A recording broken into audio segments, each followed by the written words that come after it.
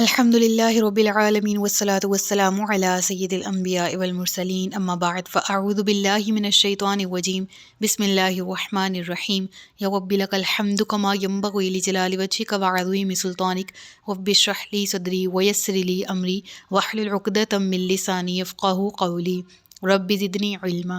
السلام علیکم ورحمۃ اللہ وبرکاتہ۔ پارہ نمبر 26 سورۃ الاحقاف، اردو ترجمہ اور تفسیر۔ گزشتہ اسباق میں آیت نمبر 15 تک ہم نے پڑھ لیا۔ آج کے سبق میں آیت نمبر 16 سے آغاز کریں گے۔ گزشتہ آیت میں والدین کی تکریم کرنے والے کا، اس کی صفات کا ذکر کیا گیا۔ پہلے حکم ہوا کہ والدین کے ساتھ احسان والا رویہ اختیار کیا جائے اور بھلائی کی جائے۔ پھر اس کے ساتھ اس شخص کی صفات کا ذکر کیا گیا کہ جو والدین کی اطاعت کرتا ہوا، جس نے اپنی زندگی یہاں تک کہ وہ ایک پختہ عمر کو پہنچا، اس نے اپنے والدین کو بھی اپنی دعاؤں میں یاد رکھا، پھر آئندہ آنے والی زندگی میں اپنے ازواج میں، اپنی اولاد میں اللہ کی طرف سے خیر و برکت اور بھلائی کی دعا مانگی۔ ایسے شخص کا ذکر چل رہا تھا آیت نمبر 15 تک، اور یہ بہترین دعا کی صورت میں ہمارے سامنے ذکر آتا ہے، یعنی صفات کا ذکر ہوا اور مومنین کو حکم دیا گیا کہ ان صفات کو اپنایا جائے، خواہ وہ مرد ہے خواہ وہ عورت ہے۔ اس کے علاوہ بہترین دعا بھی سکھائی گئی کہ ایک انسان کو اپنی تمام عمر میں جب دعا مانگنی ہے، نہ صرف اپنی آل کے لیے بلکہ ذریت کے لیے، آنے والی اولاد کے لیے، نسلوں کے لیے خیر و برکت کی دعا مانگنی چاہیے۔ اور نماز بھی ہمیں یہی سکھاتی ہے کہ رب اجعلنی مقیم الصلاۃ ومن ذریتی ربنا وتقبل دعاء۔ اے اللہ مجھے بھی نماز قائم کرنے والا بنا اور میری اولاد کو بھی، اے اللہ میری دعا کو قبول فرما۔ اور پھر ذکر ہوتا ہے کہ ربنا اغفر لی ولوالدی وللمؤمنین، اے اللہ میری بھی مغفرت فرما، میرے والدین کی بھی اور تمام مومنین کی، یوم یقوم الحساب، جس دن حساب ہوگا، جس دن یوم الآخرہ آئے گا۔ سو بہرحال دوبارہ ایسے شخص کی صفات کا جن کا ذکر آیت نمبر 15 تک ہوا، آیت نمبر 16 سے بالکل اسی شخص کا تذکرہ کرتے ہوئے قرآن فرماتا ہے اولئک الذین نتقبل عنہم احسن ما عملوا ونتجاوز عن سیئاتہم فی اصحاب الجنہ۔ اللہ فرماتا ہے یہی وہ لوگ ہیں کہ جن کے اچھے اعمال ہم قبول فرمائیں گے اور ان کی خطاؤں سے درگزر فرمائیں گے، یہ لوگ جنت والوں میں سے ہوں گے۔ دیکھیں بہت بڑی بلیسنگ ہے، کیا انسان دعا مانگ رہا ہے اور اپنے لیے دعا مانگ رہا ہے، اللہ تعالیٰ سے خیر اور برکت عافیت مانگ رہا ہے، کس کے لیے؟ اپنی اولاد کے لیے، اپنے ازواج کے لیے۔ اللہ سے خیر طلب کر رہا ہے، مغفرت طلب کر رہا ہے، تو کس کے لیے؟ اپنے والدین کے لیے۔ اور اللہ کو یہ عمل اس قدر محبوب ہے، پسندیدہ ہے کہ رب العالمین فرماتا ہے کہ یہ صفات کے حامل لوگ وہ ہیں کہ اللہ تبارک و تعالی ان کے اعمال کو قبول فرماتا ہے۔ یعنی اعمال کی قبولیت کا دار و مدار کیا ہے؟ اگر گزشتہ آیت کو دیکھیں، نمبر 1 والدین کی اطاعت، ان کی دعاؤں میں شامل ہونا اعمال کی قبولیت کا یہ باعث بنتا ہے۔ دوسرے نمبر پہ کہ اپنی وہ ہم نے عباد الرحمن کی خصوصیات پڑھی تھی نا، ربنا هب لنا من ازواجنا وذریاتنا قرۃ اعین وجعلنا للمتقین اماما۔ یعنی عباد الرحمن تو یہ دعا کرتے ہیں اللہ ہمیں ہماری بیویوں میں سکون دے، ہمارے جوڑوں میں ہمیں سکون دے، ہماری اولاد کو نیک بنا، متقین کا امام بنا۔ یعنی اللہ اکبر کبیرہ، جو اللہ کے نیک بندے ہیں ان میں بھی، متقین میں بھی ہماری اولاد کو سر فہرست رکھ۔ دعا اپنے لیے مانگی جا رہی ہے لیکن اللہ کی رضا بھی شامل ہے۔ یعنی ہم کہہ سکتے ہیں کہ ہمارا دین کس قدر پیارا دین ہے کہ اللہ اس بندے پر نظر رحمت فرماتا ہے، اس کے اعمال کو قبول فرماتا ہے جو اپنے والدین کی اطاعت میں ہو، جو ان کی سرکشی نہ کرتا ہو۔ اور اس سے ریلیونٹ سورہ بنی اسرائیل میں ہم ڈیٹیل میں گفتگو کر چکے ہیں کہ اف تک نہ کہی جائے۔ اس کا ذکر اگلی آیت میں آ بھی رہا ہے، ان اشخاص کا کہ جو ان بری عادتوں کے حامل ہیں کہ جو والدین کی نافرمانی کرتے ہیں اور ان کے ساتھ کیا معاملہ کیا جاتا ہے۔ بہرحال یہاں اگر بات کی جائے تو نمبر 1 والدین کی اطاعت اللہ کی رضا کا باعث ہے۔ دوسرا یہ کہ اگر آپ خود اولاد ہونے کے ساتھ ساتھ، جس طرح الحمدللہ اللہ سب کی والدین کو سلامت رکھے، ہم سے ہمارے والدین کے متعلق ہماری ذمہ داری ہے کہ جب وہ اس دنیا سے چلے جائیں تب بھی اپنے اعمال کے ذریعے ان کے لیے صدقہ جاریہ بنے۔ نیک اولاد صدقہ جاریہ ہے، یہ حدیث صحیح حدیث ہے۔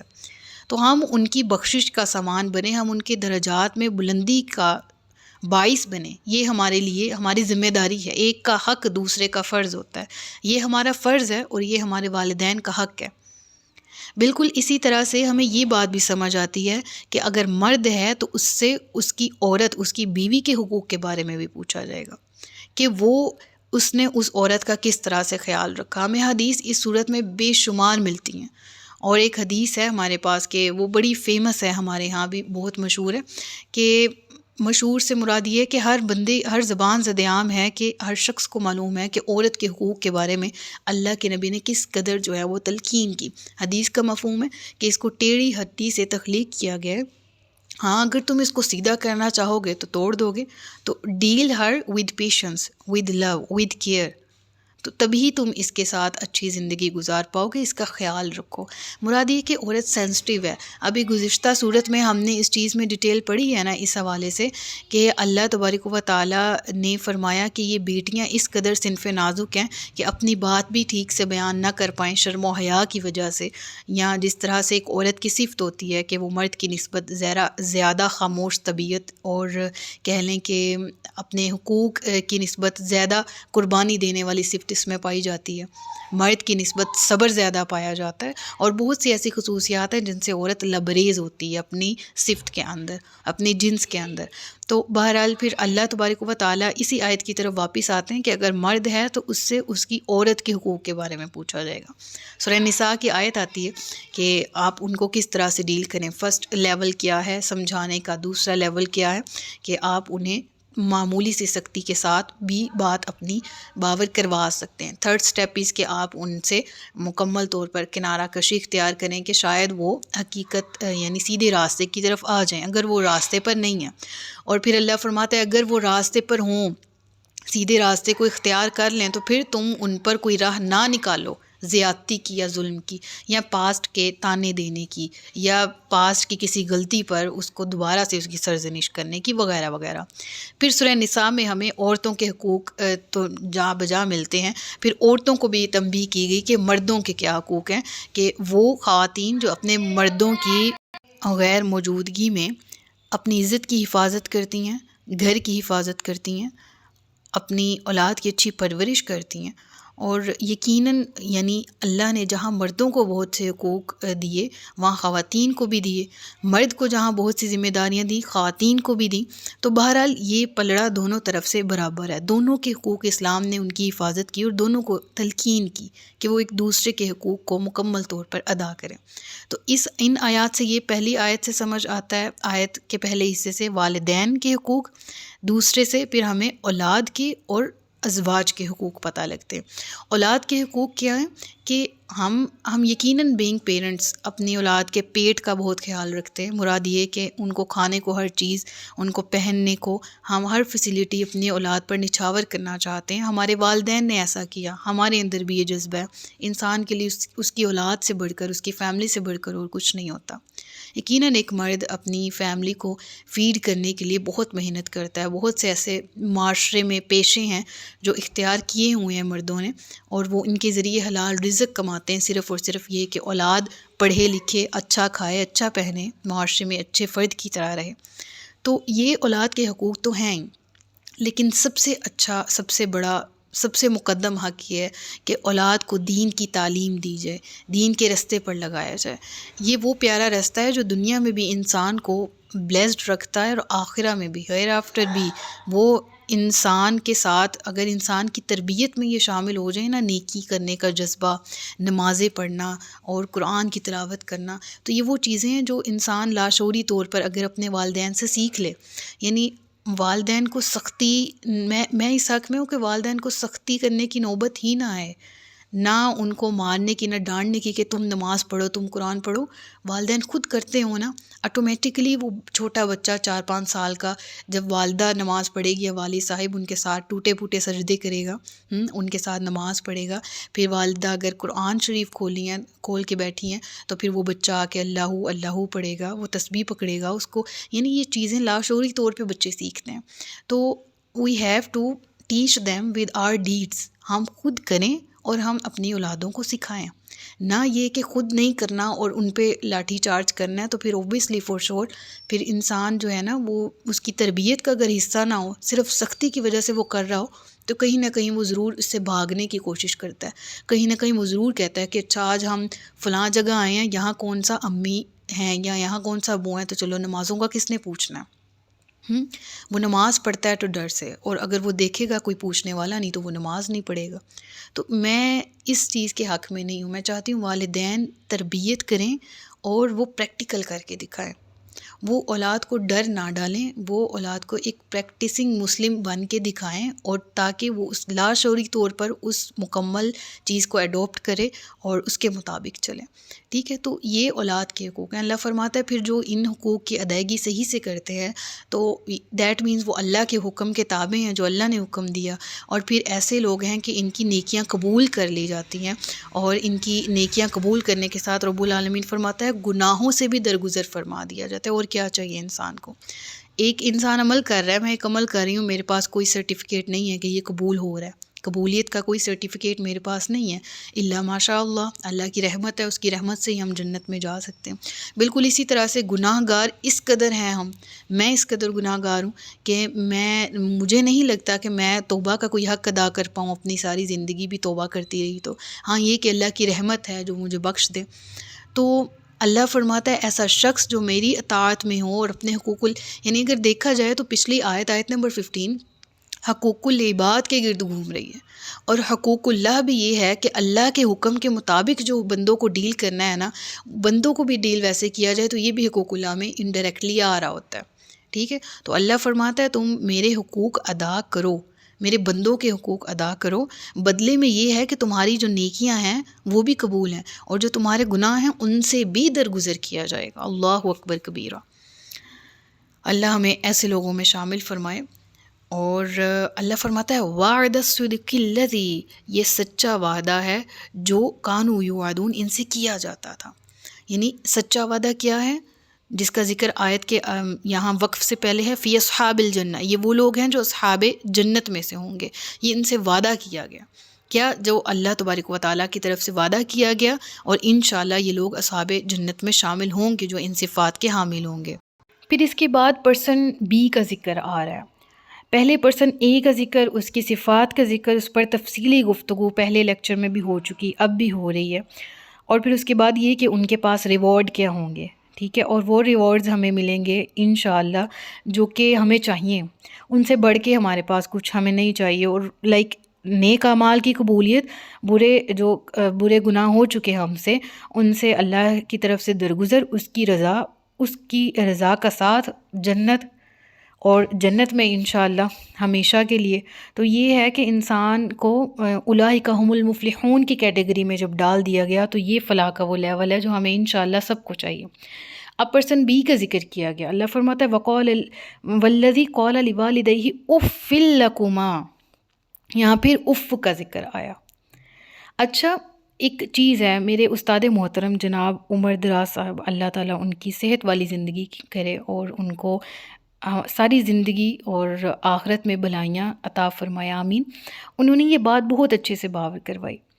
انہوں نے کہا والدین کو اف کہنا، دیٹ مینز یہ سب سے کم درجہ ہے نا تکلیف دینے کا، معمولی درجہ ہے نا، اس سے بھی اجتناب کا حکم دیا گیا کہ نہیں، اف بھی نہیں کہنا.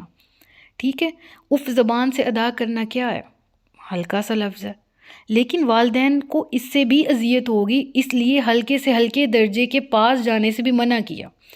تو یہ بھی والدین کو اذیت دینے کا طریقہ ہے ایک طرح سے، کہ والدین جس طرح جب بوڑھے ہو جاتے ہیں تو پھر بچے جو ہیں وہ بڑے ہو جاتے ہیں، جوان ہو جاتے ہیں، پھر ایک دوسرے کی طرف آتے جاتے نہیں ہیں، خاندان میں کلیشز پڑ جاتے ہیں.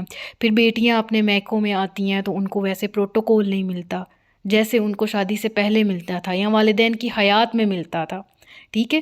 تو انہوں نے اس طرح سے سمجھایا اس پورے معاشرے میں جو ہوتا ہے نا، لائک ایز این ایگزامپل اگر ایک مرد کی ذمہ داری لیں تو ہمارے استاد محترم کہتے ہیں کہ یہ بھی اف کی کیٹیگری میں ہے، یہ بھی تکلیف دینے کی کیٹیگری میں ہے کہ والدین کی بیٹیاں گھر آ رہی ہیں اور ان کو اس طرح سے ٹریٹ نہ کیا جائے جیسے ان کا حق ہے، کیونکہ یہ آپ کا بھی حق ہے، آپ کی بہنوں کا بھی آپ کے گھر پر حق ہے، ان کا میکا ہے۔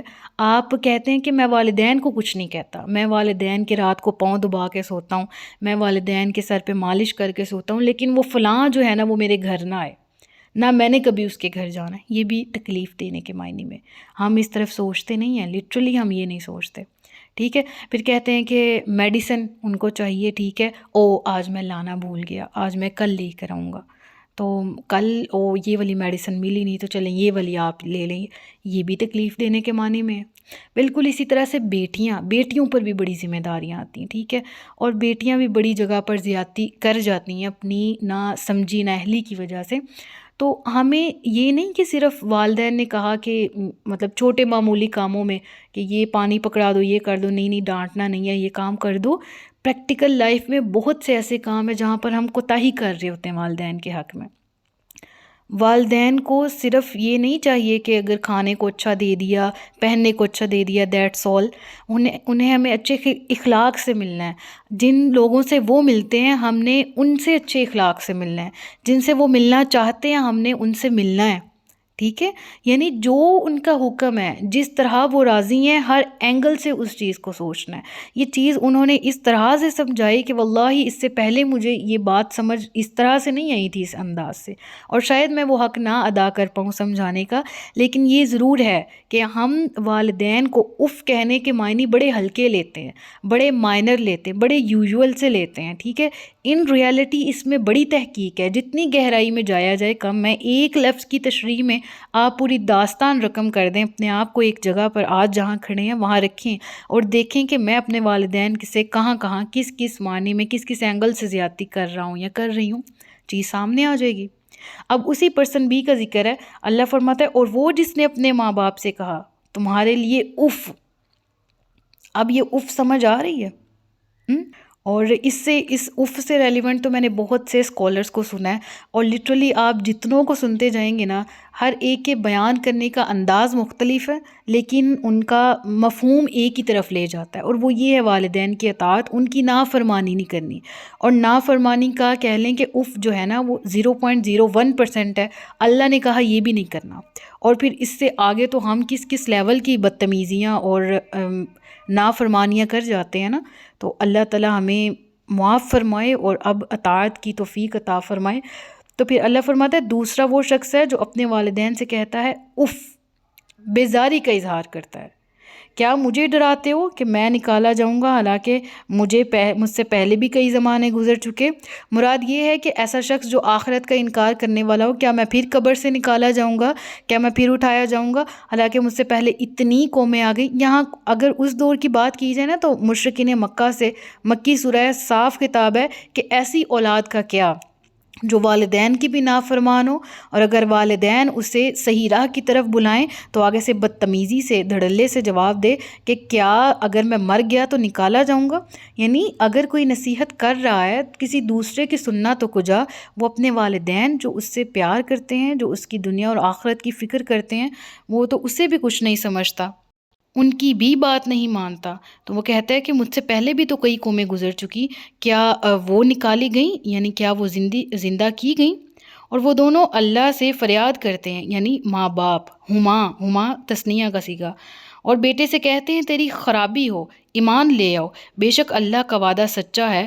تو وہ کہتا ہے یہ تو پہلے لوگوں کی کہانیاں ہیں۔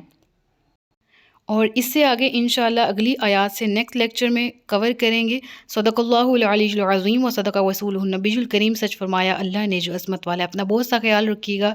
تاجدار ختم نبوت زندہ باد پاکستان، پائندہ باد۔ السلام علیکم ورحمۃ اللہ۔